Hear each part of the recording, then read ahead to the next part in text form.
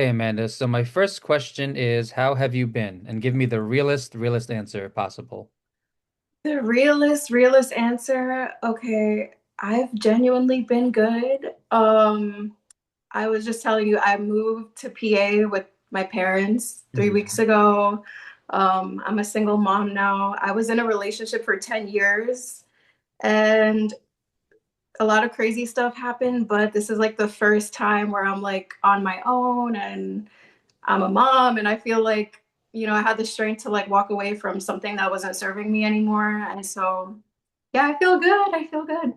I'm glad that you feel good. It sounds like you're feeling better than you were before. I know that you didn't really want to talk about this topic too much, and I know you wanted to talk about postpartum depression more. Mhm.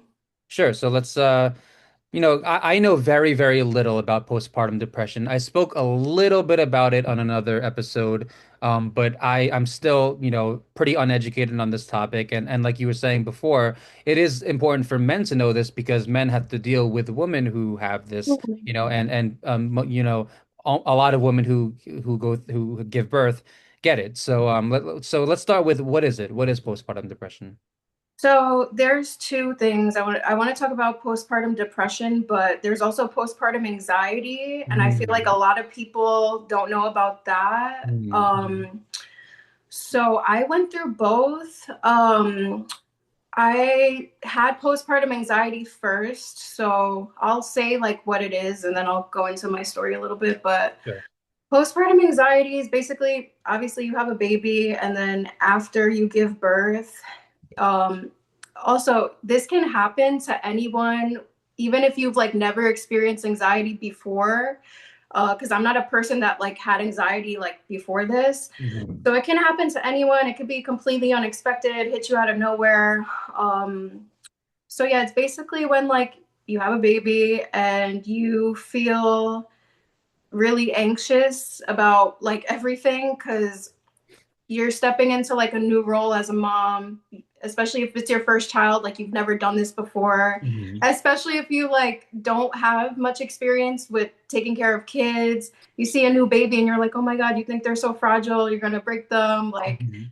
so it's a lot like it's a lot of like intrusive thoughts, like, oh my God, what if I'm holding the baby and I'm gonna like drop them down the stairs by accident? Or even simple things like when you have a newborn, because I had my son in the winter, so I would be so terrified to like take him outside, which I know like sounds crazy because it's like, oh, he's a baby, just take your baby outside. But everything is so new for you at the time. So you're wondering, like, oh my God, is he going to be too cold? Is he going to be too hot? Am I dressing him correctly? What if, like, he ends up being hungry and crying for a bottle and then I have to go back home or I forget something? So it's a lot of like mental spiraling in your head. And I think part of it is like your motherly instinct because, like, you want to protect your child. Mhm. So I think part of it is that.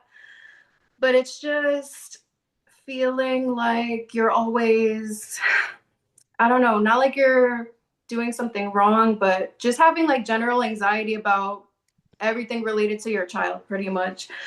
So that's what postpartum anxiety was, at least for me. Postpartum depression is a little bit different because there's something called baby blues, which women get after they give birth.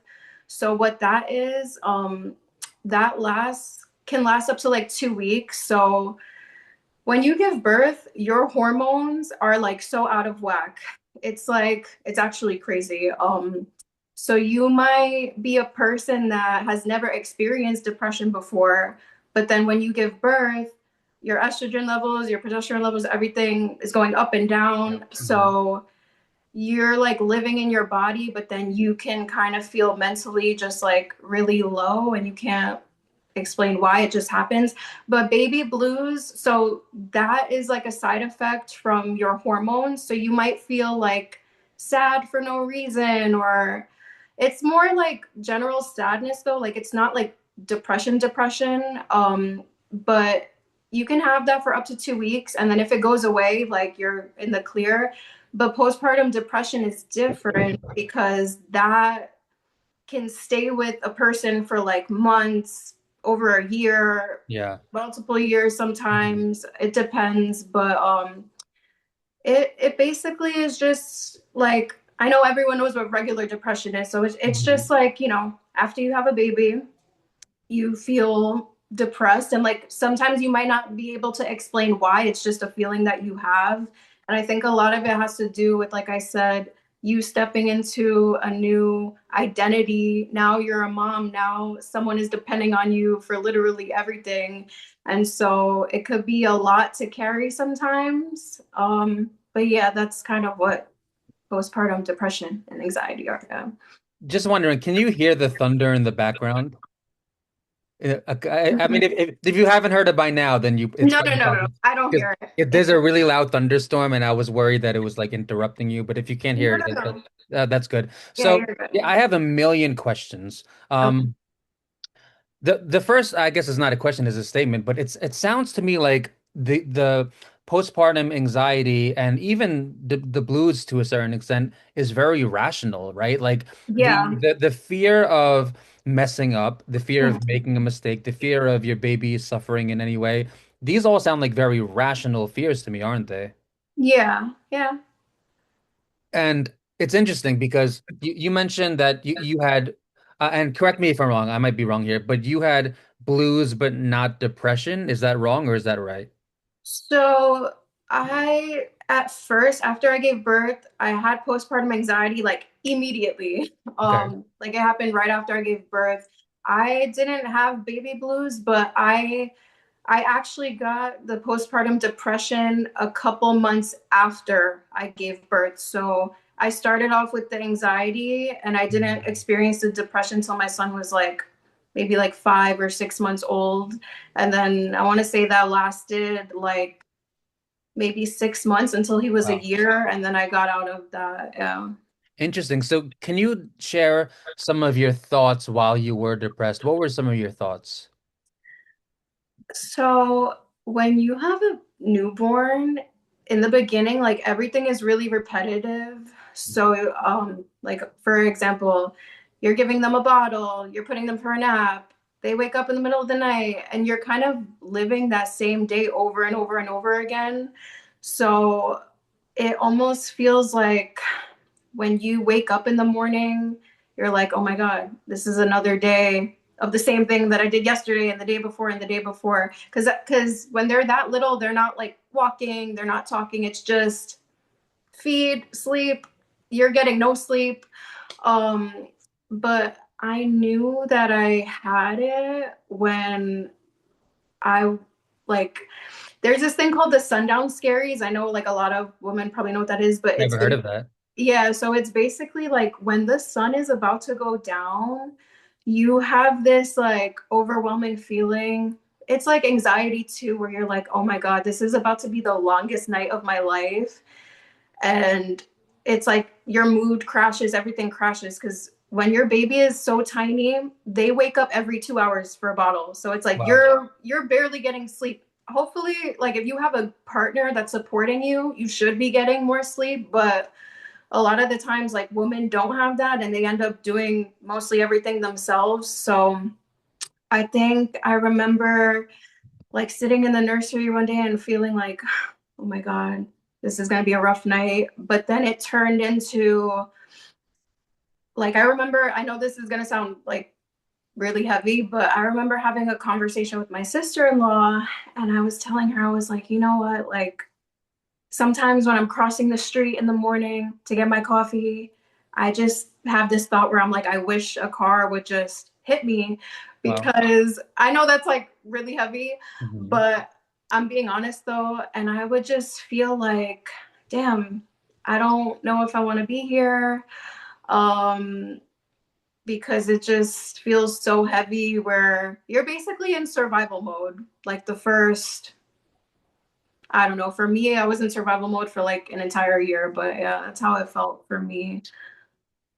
Yeah, so it sounds like giving birth somewhat led to suicidal thoughts. It's not that giving birth led to suicidal thoughts. It's more that, like, okay, before you gave birth, you only had your life to worry about. It's you, your partner, your Mhm. hobbies, your interests, your job. Mhm. when you have a baby, everything changes. Like your body is not the same. Um, your mindset is different.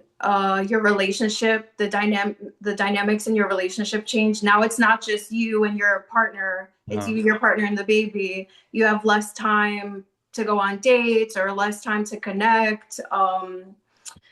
This is like in the very beginning, but I think it's that it's so much change that happens so fast Hmm. where you almost feel like you don't know what your identity is and you're trying to kind of hold on to parts of who you were before, but it's hard to do that because now who you are now is someone new.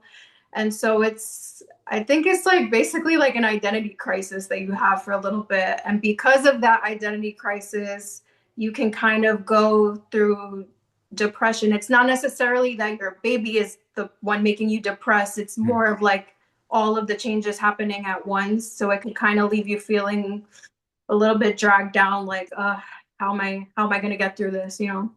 Yeah, so it sounds like a lot of people go from living life for themselves to like Mhm. an entire mindset where you have to be more selfless and where basically your compass kind of shifts because Yeah.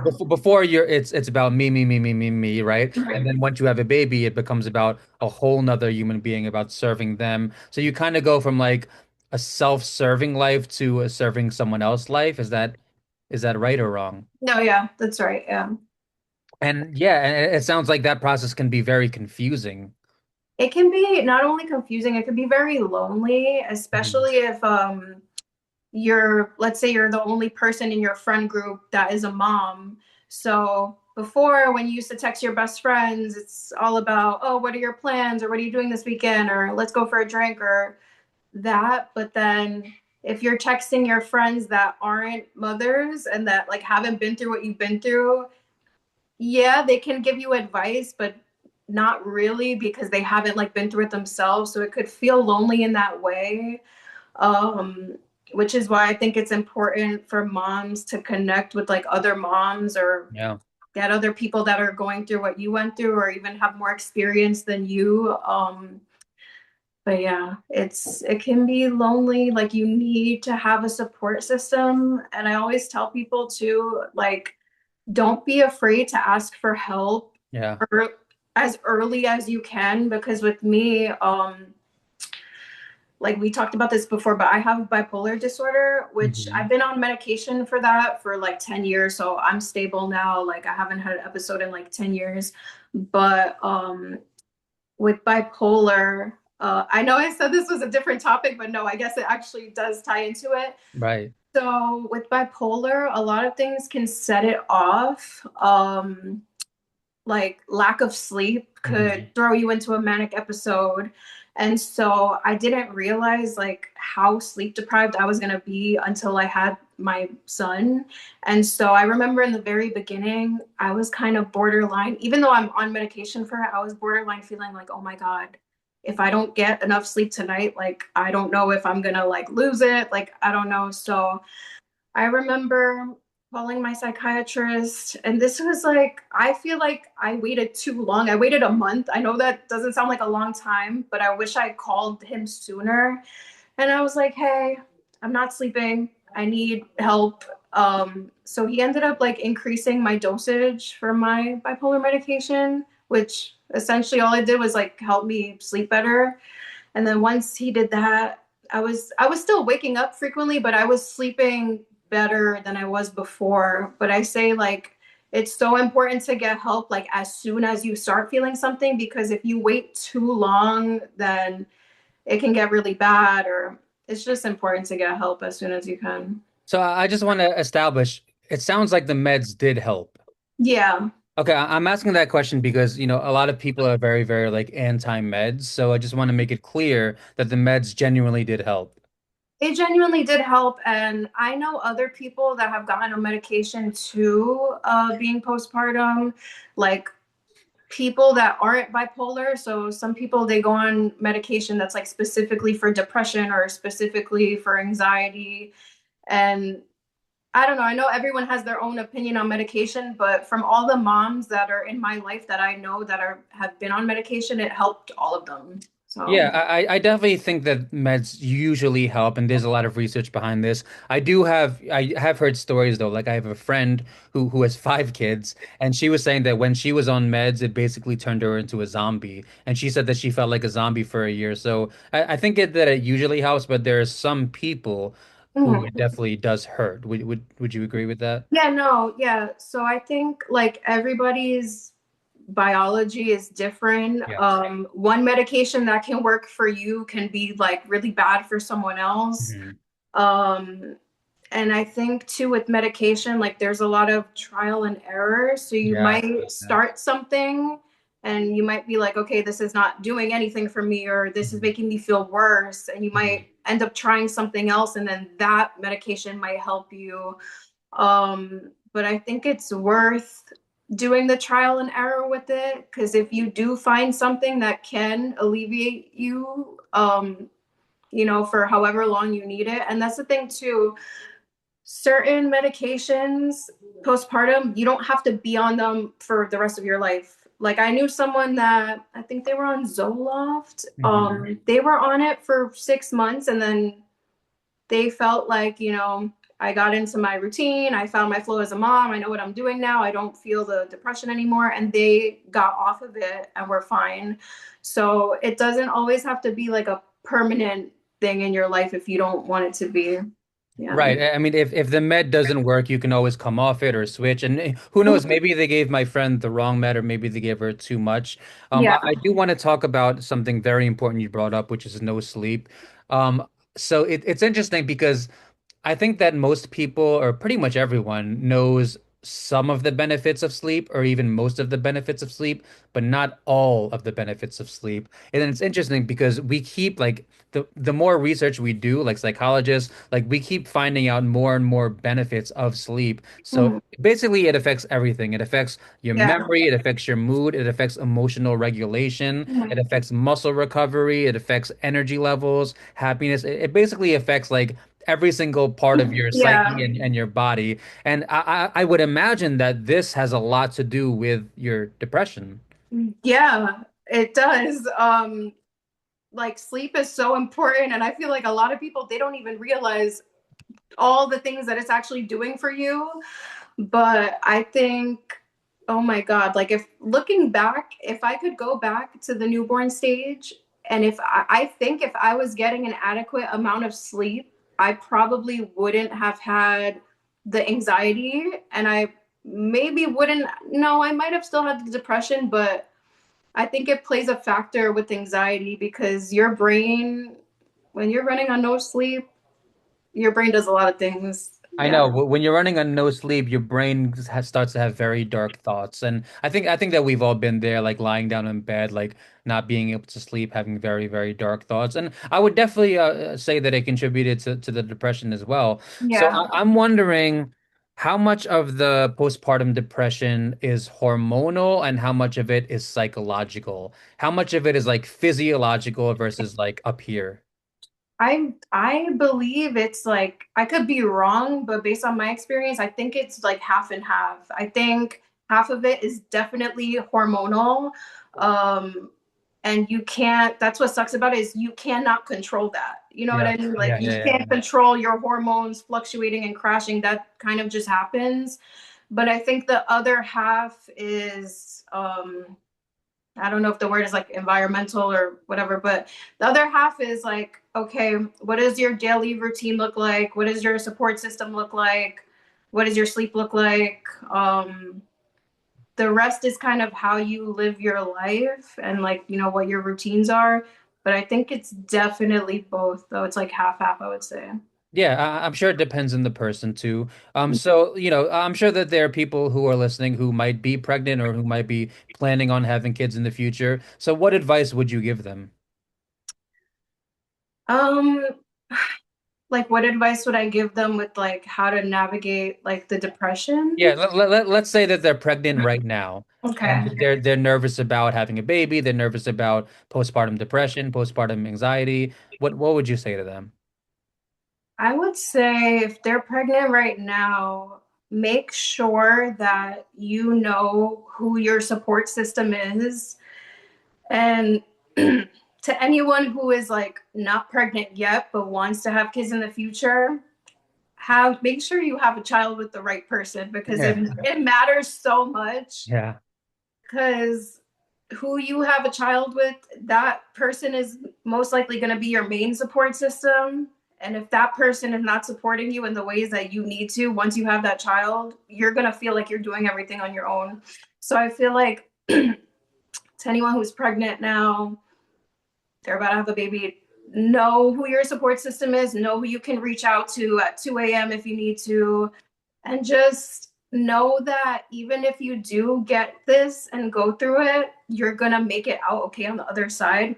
It might not feel like that in the moment, but just knowing that, like, okay, people have been through this before, they've made it out, that kind of grounds you because you're like, okay, even though I might end up feeling like that or that does happen to me, like, I'm gonna be okay. Like, it's not like a forever thing, you know? Yeah, one thing that life taught me is that whenever we're nervous or whenever, we have anxiety, things generally turn out to be okay in the end, because what happens is even if something bad happens, we sort of get used to the idea and then it just becomes like less and less painful. And Yeah. you know what I mean? And then like I'm sure that like with having a baby, of course there's a lot of stress and a lot of people don't even want kids nowadays. So what my question to you is how would you respond to a woman who said, I don't really want kids. Like it's too much work, it's too much stress. Like I don't want them. How would you respond to that? I always tell people like if they I was talking to my friend about this the other day actually. If you don't want kids, like don't have kids. Like I feel like there's so much pressure in society like oh you have to live your life this certain way, like you have to get married first and then you have to have a baby and then you have to buy a house or like you have to do things in like chronological order, but Yeah. it doesn't actually have to be like that. Like for example, my sister, she never wanted kids. We're 8 years apart, so she's 35 now, I think. Mhm. Mhm. And she still doesn't want kids. And I'm like, that's so great for you because you're living your life. Like she's married, she's her and her husband, they travel so much, they get to do whatever they want. And like that's just a personal choice. But I feel like if you don't want kids and you want to feel selfish with your life and how you spend your time, that's not like a bad thing. Like, don't get me wrong, I love being a mom. I love having a child, like as hard as it was, like the first year postpartum, but some people like they don't want that and that's okay too. I strongly agree. Yeah, it's funny because like most of my friends who are men, they kind of lecture me like you gotta have kids and what are you gonna leave behind and this and what are you gonna do when you're 50 and this and that Yeah. and to me it's like like the amount of stress and work and money like I'm really leaning towards no and Yeah. I'm not denying that when I'm like 50, 60 and older it might be a little bit lonely. And one advantage with men is that we can have kids later on, whereas women, they have the pressure of the biological clock. Yeah. I mean, by the way, I forgot to mention this before. I love your shirt. Who is on your shirt? It's Jessie Reyes. Oh, okay. It's funny because I've heard her music a million I love times. her. She has great music, but Yeah. I don't know if I've ever seen her face before. No, yeah, I love her so much. Listen to Jessie Reyes' new album, A Little Vengeance, out now. Everybody go listen. Yeah. She's great. So listen, as far as postpartum goes, is there anything else you want to add? Because I don't know if I have any more questions. Do you want to add anything else about postpartum anxiety or postpartum depression? Yes. Okay. So this is for anyone that's listening that is like a new mom right now. Maybe you're listening Mhm. to this at 2 in the morning, you need advice, anything Mhm. like that.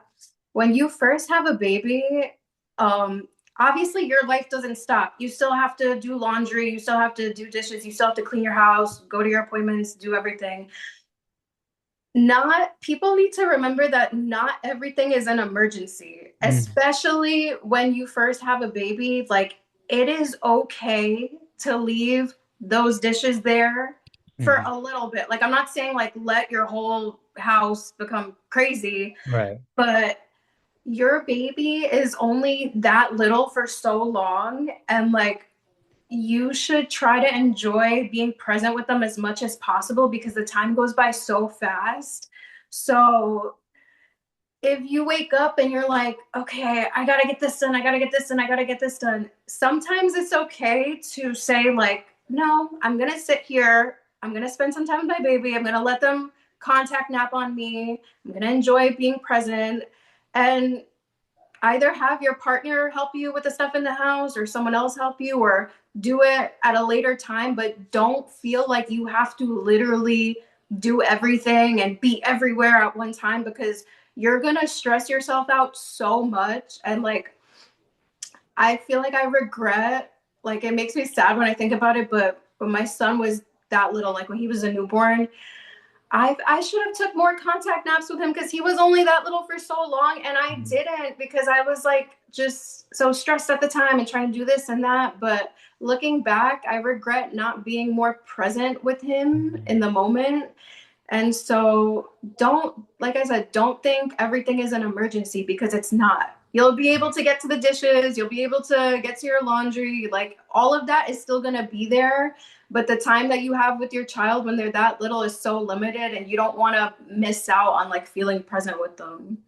Yeah, that's interesting. I've never heard that before, and I'm sure that you did spend a lot of time with him, didn't you? Oh yeah, I was a stay-at-home mom for I'm still a stay-at-home mom for like Uh-huh. almost 2 years. So I've Uh-huh. been with him literally since he was born, yeah. Yeah, and you still have so much more time with him, because Yeah, you did use the word regret. So I'm thinking like maybe maybe you're just being too hard on yourself, or what do you think? yeah, I'm being too hard on myself. That's another thing too that I'm gonna talk about is like mom guilt, which like I know a lot of men aren't gonna understand it because Hmm. like Hmm. you don't really know until like you go through it as a woman. Hmm. But mom guilt is so real because okay, I'll give you an example. So when your baby is that little, yeah, their dad can be there and like show up and be present. But when they're like that small, like when they're a newborn, they want their mom mostly. Like they want their mom's touch, they want their mom to hold them, they want to hear your voice, whatever. So I used to feel guilty. And like I think this is something that doesn't go away. It gets better when they get older, but it doesn't ever like fully go away. So I remember like I think when my son was like maybe like 3 months, I was like, okay, I'm good to do laundry on my own now, like whatever. So I'd go out alone and I would do laundry because I had to. And I would feel so guilty because I'd be like, oh my God, I'm outside without him. Like I could have brought him outside with me, but he's home with his dad. Oh my God, he's probably crying for me. He probably wants me to come back home. And like I would feel guilty for doing the regular things that like everybody does. And I would feel so guilty about it. Or even like this was like when he was a little older, but I remember the first time I went out with my friend since I gave birth. Hmm. And the whole time I was out with her, I was feeling guilty because I'm like, oh my God, I'm outside having fun and like living my life again. And like my son is home. But you're gonna feel guilty for things like that, but you don't have to. And like I said, it gets better over time. But the most important thing that I want to tell other women is that you being selfish is not a bad thing. It's actually going to make your child more happy. And like, I know that doesn't sound like it doesn't make sense. I'm going to explain it. So you have to think about it like this. Like if you have an empty cup and you're just giving to your child, giving to your partner, giving to everyone, and you're not filling up your own cup, like you're not going to truly be happy. And when you're not truly happy, that energy is going to rub off on your child too. You can't pour from an empty cup. Yeah, but if you're like, if you find other hobbies outside of motherhood, and even if it means like you being away from your child for a couple hours of the day to do something that's just for you that you want, when you come back home, you're gonna be so happy. Your cup is gonna be so full. And like when you have that full cup, you're gonna be able to pour that into your child 100%. and then in return they're going to be happy. So I think it's important, like, I, as moms, I know like we want to always put our child first, Mhm. but people need to realize that you putting yourself first is putting your child first. So Yeah, one of my favorite quotes of all time is "You can't pour from an empty cup." And I understand what you're saying. You're saying that if you don't take the time for yourself, then you'll come home sad and miserable and exhausted. And then how are you gonna possibly raise your child if you're sad and miserable, exhausted? um, Does that kind yeah. of sound right? Yeah, and it's like you can, like, there's times I felt like that, but it's like you're always going to be feeling like you're running on empty, and it's not the healthiest place to be. And I feel like also another important thing. So, um, it's important that you find at least like one hobby for yourself. And this might not even be in like the first 6 months after having a child. It might not even be till they're like a year old. But it's important that you find something that's just for you, and like something that like nobody can take away from you. Because so for me, it was running. Um, and I'm like literally never worked out my entire life, the most inactive person ever, like never went to the gym, like never, no, I'm serious, like, and that's why I feel like I could like talk about this and like preach on it, because I never used to work out. And then I remember it was when my son turned a year old, and I was like, I'm gonna get into running. Like, I woke up one day and I was like, I'm just gonna go for a run. And then I remember that first run, I was so out of breath. I think I ran for like 20 seconds and I'm so winded and I'm like, oh my God. But then I kept doing it.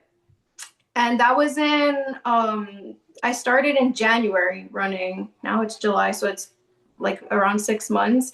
And I already did my first half marathon last month. Really? 13 miles? Yeah. Wow. Mm-hmm. And so every day, like, I was crazy though. There's times I would run like literally 6, 7 days a week, but I was taking that time to myself, even if it was just like 1 hour a day to go for a run. When I would come back home, I would just feel so happy. And like also running makes you feel energized too. So you might not want to do it in the moment because you're like, oh, I got to do this. I got to exert my energy. But Yeah. after you do it, like 9 out of 10 times, you're never going to regret going for that run. And like, it doesn't have to be, you don't have to like become a runner. You can do anything. If your thing is like, I don't know, like writing or reading, or even if it's like, if it's something out, I recommend doing something like physical though, because I feel like it's just beneficial for your hormones too. Yeah. But even if it's like, okay, going to the gym for an hour, going for a walk, it doesn't have to be a run, but no, running changed my life. I recommend everybody do it. I know it like low key sounds like a cult, like, but it's like no, it's so beneficial in so many ways, because it's not only just like working out. It teaches you that you can do hard things, and then you kind of like that kind of like bleeds into all the other aspects of your life too. So yeah, it's really good. Yeah, I'm just wondering, like, how did you get into running? Like, what inspired you to run? So my cousin has been running and doing races for a while. Mhm. So I would see her post on social media, and then I remember thinking like, okay, I want to try this. And then one day, like I said, I just went for a run, and then I just kept doing it. And in the beginning, like I was injuring myself so much because Really? I knew nothing about running. So Uh, I didn't have the right shoes. I wasn't stretching properly, or probably stretching at all at the time. Um, my form was like horrible, but after doing it for so long, like you kind of like learn from other people, or you learn from your mistakes, and then everything is like a bit more smooth. But yeah, no, I just decided, I was like, this is gonna be my thing. This is gonna be the 30 minutes or the hour that I get to myself out the day. That's like just for me. And then yeah, it just became like a lifestyle for me. Yeah.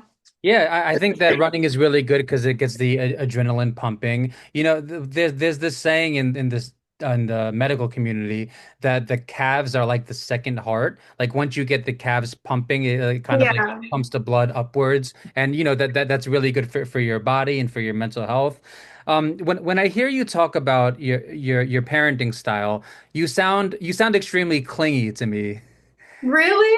Yeah, and no, I'm not saying that is a bad thing, by the way. Yeah, But you sound basically like the complete opposite of neglectful mothers, because we all know like some neglectful mothers who yeah, don't really spend time with their babies or their kids, or who spend the bare minimum. And we all know about neglectful fathers. And when I yeah. hear you talk, you sound like the complete opposite. And it's interesting because you talked about like how it's important to go out and have fun and spend time with your friends, and it's just this really really tricky balance, because I also do know some women, and maybe I'll get like punched in the face for this, but I also do know some women who barely spend any time with their kids, especially when they're like a little bit older. So would you say that there's like like it's kind of like you have to have a balance? I think you have to have a balance. I think everybody is just different though. Mhm. Like some people, they literally have no choice but to go back to work like six Yeah. weeks after they have a baby. Me, like I was blessed enough to like have the time to be a stay-at-home mom and be with him. Some people they don't want that. Some people feel like I need my identity back. I wanna go back to work because I wanna feel like a person outside of just being a mom. For me though, no, I am clingy. like because the way I look at it is like my son is only going to be this little for so long Yeah, yeah. where I want to spend as much time with him as I can while he's this little. Eventually, like I am going to go back to work soon actually because I like have to, but even when I do, it's like I'm grateful that I got to spend at least 2 years of his, you know, childhood with him while he was little because the time goes by so fast. So I just feel like I want to, and then one day he's gonna be a teenager and he's gonna be slamming his door and he's Oh gonna be like, man. I don't want to hang out with you. Yesterday, my mom, oh my God, because like me and my son loves music. Like he loves music just like me. He loves to dance. And I was telling my mom, I was like, I can't wait to bring him to his first concert. And my mom was like, he's not gonna want to go to his first concert with you. And I was like, damn, she's right though. So like, I don't know. I feel like it's just cool that I get to spend this time with him now because, like I said, once he's a teenager, it's gonna be like, bye, mom, out the door. So No, that's a really good point, because you have to remember, t when a kid is a teenager, their parents are not cool. You know what I mean? Like when you're like 12, 13, 14, 15, like the mom and dad are like the people who tell you what to do. Like yeah, they become like your figure of authority. And it's funny because like now I'm 36 and like I'm best friends with my parents. I no, see them all the yeah, time. But yeah, like when I was a teenager, they weren't my friend. They were people who told me what to do and what not to do, and yeah, they weren't like cool friends like they are today. They were like people who would stop me from having fun, essentially. And that's yeah, like, so what I hear is like, when like it's kind of like a curve that goes up, down, up, because it's like when they're a little kid, you have a really really good relationship and you're hugging and you're kissing and everything is cute. And then when they're a teenager, it's like now you have to tell them no. Now you have to put your foot down and set yeah, rules. And now, that now there's going to be a lot more tension. So you're kind of like holding on to the moment while you can now before you yeah. reach that point, Yeah, right? I think that's what I'm doing. And I think it's also interesting that your relationship with your parents change as you get older. Cause like you said, like when you're a teenager, they're the ones telling you, no, you can't do this, you gotta come home at this Mhm. time. But it's not until I know everyone's different, but it wasn't until I was like in my early 20s, Mhm. probably like 21 or 22, where I was like, damn, my parents are gonna get old one day. I want to be as close with them as I can. And then you really start to like value that relationship. And then especially when you become a parent, you realize, oh my God, this is what my parents did. They sacrificed everything for me. They were spending time with me just like this. And then you like want to be best friends with them because you're like you realize how much they did as parents, and then you Mhm. want to just I don't know, spend the time back with them. But yeah, it's just interesting though how that changes. Like you go from you're with them all the time when you're little to oh you're a teenager, you're not my friend, get out of my room, and then you end up being best friends with them when you get older. Yeah. And that's ideal, right? Because not everyone has that same path, right? Like there Yeah. are some teenagers who do really, really like their parents. And I also know some people my age or older who really hate their parents, to be No, honest. yeah. So, I guess the model that I gave before is kind of like the ideal Yeah. model. That Um, is I, real. I I had a psychology professor. years ago. I think I was a sophomore who said something I'll never forget. Very, very wise advice, very wise person. Mhm. He said, if you're having kids to be loved, that's a really bad reason to have kids. And that always stuck with me, even though I'm not a parent, it always stuck with me. Why? Because you have to discipline your kids. And when you discipline Mhm. them, they might not love you in that moment. So would you agree with that quote? Would you agree with him? Yeah, because having kids like is not, well, it shouldn't be about you're doing that for the benefit of yourself. When you have a child, like that person, yeah, they're your baby, like always, but that person is gonna grow to be an individual that functions in like the real life world, Mhm. separate from you, separate from, outside of you. So I think it would be kind of selfish if you just solely had a baby to be like, okay, I'm only going to do this so I can have someone that's like there for me, because that's not what it should be about. You're the one as a parent that's supposed to be there for your kid. They're not supposed to be like, you get what I'm saying, right? What you're saying is that the parent owes the kid doesn't know the parent. Yeah, a hundred Yeah. percent. Yeah. Yeah, even though a lot of people hate him, and maybe I shouldn't mention his name, but Elon Musk gave a quote about parenting, and he said years ago, he said, "I owe my child everything, and they owe me nothing." And even though like he No, might be that's true. he might be a capitalist, but like I've always loved that quote because I do feel like the parents owe the kids. I do feel that way. So now this begs the question, which is up to what point do the parents owe the kids? Because some people would say 18, some people would say for life. So up to what point do the parents owe the kids? I think everybody is different, and I think it's like culturally too, and like how you're raised, because like my son's father, he comes from like a Mexican family. So everyone in his house, like they all live together, like still, like he has his sisters that live downstairs with their kids. We lived upstairs, his dad lived with us. And his family, they're always like family oriented. Like they've just always been like that. But there's some parents where they're like, I don't agree with this, but they're like, okay, once you're 18, like you're out of my house, Hmm. that's it.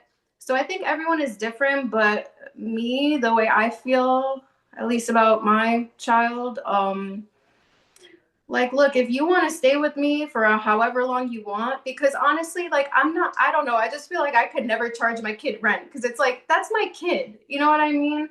And it's not saying that I don't want them to be like responsible. Like, obviously, I want you to, function in the real world and be able to have a job and be independent and do your own things.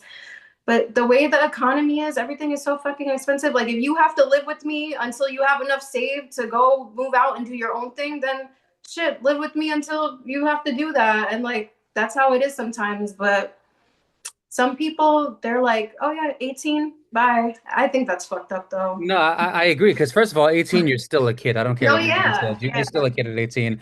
And I do want to establish that I'm 36 years old and I'm the biggest mama's boy. Like, I love my mom to death. She loves me. We have a great relationship. I see her like 5, 6 days a week. And Um, I predict, based on this conversation, I predict that your son will be the biggest mama's boy growing up. Yeah, probably. I do want him to be like independent though. I want to teach him that. Like obviously he's always going to love me no matter. I hope he always loves me no matter what. But I've also seen with certain men, and I'm not saying you're like this, like Mhm. they rely too much on their mothers Mhm. past, like adulthood, like past 18, and then when they get into a relationship, they kind of expect the woman to be like a motherly figure and like do everything for them Yeah. and kind of be like a second mom. And I think that is like a little bit unhealthy, because it's like you should be able to do your own laundry. You should be able to make yourself a doctor's appointment. Like I'm not your second mother. But no, yeah, like I hope in the future me and my son have a close relationship, but even if he does live with me past 18, like I still always want to encourage him to be independent and teach him like how to do things on his own, like how to cook, like how to, clean properly, like not so that he doesn't have to depend on the person he's in a relationship with to do absolutely everything for him. Yeah, you want your children to be independent, whether they're a boy or girl. Yeah. It's funny because I moved out when I was 29, but I started doing my own laundry when I was 12. And Oh my God. it's interesting because there are a lot of men who literally don't know how to do their own laundry. And it's funny because there were like a few people in my life, even though I lived by myself, there were a few people like a coworker and a friend of mine who assumed that my mom did my laundry. I'm like, bro, like I live by myself. Like, why would you assume that? They're like, oh, well, I thought that you brought your laundry to your mom's house. Like, I don't know why people like make these assumptions, but like, Yeah. I live by myself. The laundry's right Yeah. downstairs. It's so funny how like people make these assumptions. So I know, yeah, you don't. It's okay. You can No, feel no, free to no. It's laugh. funny. It's just funny. It's funny how people like assume that for some reason. But Yeah. listen, so. I know you wanted to save the bipolar discussion for a different podcast. Yeah, So, is yeah. there anything else you wanted to add about the postpartum? I think the best thing you can do is take it day by day. Even when the days feel hard, just know in the back of your head, like you're gonna get through everything because like my son is almost 2 and like looking back at everything now, I feel like I can speak about this. I'm just so proud of myself that I got through it and that I continued to get through it even when it felt like it was impossible, because now I'm on the other side and I've like never felt stronger, and I just feel so good about life. But I think that's the best thing you can do is just take it day by day and know that with anything in life, everything is always a season. And even if it feels like something is going to be like this forever or it's taking so long to get out of, everything passes and like you're going to make it out okay and be fine. One of my favorite quotes of all time is "This too shall pass," and Mm-hmm. I don't know who made it up, but it's one of my favorite quotes of all time. So, "This too shall pass," and I heard that doulas can help a lot too. I You wish know? I got one. Yeah, I'm sighing because like, no, I wish I did that. Oh yeah, that too. That I also want to say this because with me, like I save everything for the last minute. So I could have gotten a doula, but I saved everything for the last minute. I ended up not doing it. Educate yourself. This is like for anyone that's wants to get pregnant in the future or they are pregnant now. Educate yourself on everything that you possibly can about like giving birth. Um like just know what your birth plan is. Like know like, okay, do you want to, maybe you want to like have a C-section. Sometimes like you can choose to, like I chose to. They didn't want me to have one, but I wanted to have one and I kind of like begged for one. Hmm. Or just know like, okay, can I get a doula that's going to help me? Do I want to do a natural birth at home, which I think is crazy, but some people do it. Do I want to give birth in a hospital? Like literally think about everything, because that day it's just so important to be mentally prepared for it. And I feel like I wasn't mentally prepared for it at all. So when it was time for me to give birth, I was kind of like freaking out because I was like, oh my God, I ended up getting induced. But even with that, like, I don't know, because I know a lot of countries are different when it comes to giving birth in the United States. So in the United States, they want you, I'll explain this to you because I know you probably don't know about it, but they basically try to push you to get induced at 40 weeks. So basically what being induced is like, you know how your water breaks naturally and then you go to the hospital, you have the baby. So once you hit 40 weeks of pregnancy, like you can stay pregnant up until like 42 weeks, but then after that, it kind of gets dangerous to like still have the baby in you, because I think the placenta like stops working to its full effect. The Hmm. doctors kind of like want you to give birth and have that baby. Hmm. But being induced, it's pretty much like when you go to the hospital, they break your water for you, and then they like induce the labor. They're like, okay, we're gonna put you on this medication called pitocin. It's gonna induce contractions, and then it's basically like a planned labor. So in the United States, like I noticed, like at 40 weeks, they try to plan that day for you. They're like, okay, you're gonna come in, you're gonna get induced.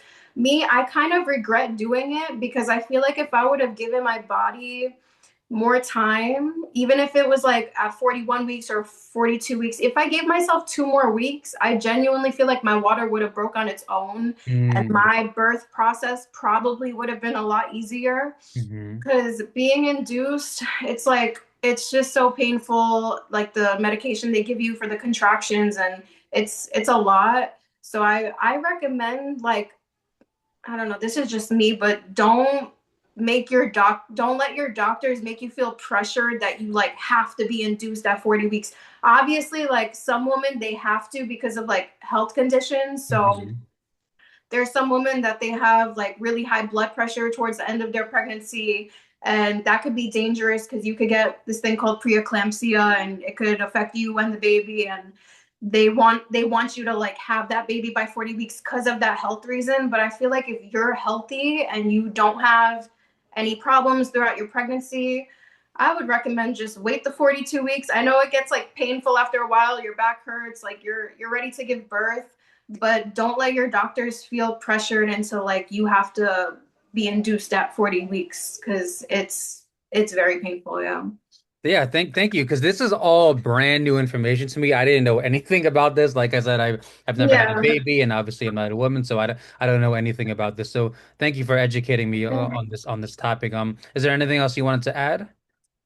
Um, make sure you have a kid with the right person, man. Yep. And we could talk about how to choose the right person on a different podcast. Oh yeah, I could talk about that for days. Yeah. You know, one of my favorite topics, and I think a lot of people like to hear about it, is dating. So, like, we should do a whole nother episode all about dating. We should Oh do yeah. that. Yeah, I'm So down for that. we'll save that for another time. But thank you Okay. so much, Amanda. It was great talking to you. Thank you. All Bye. right.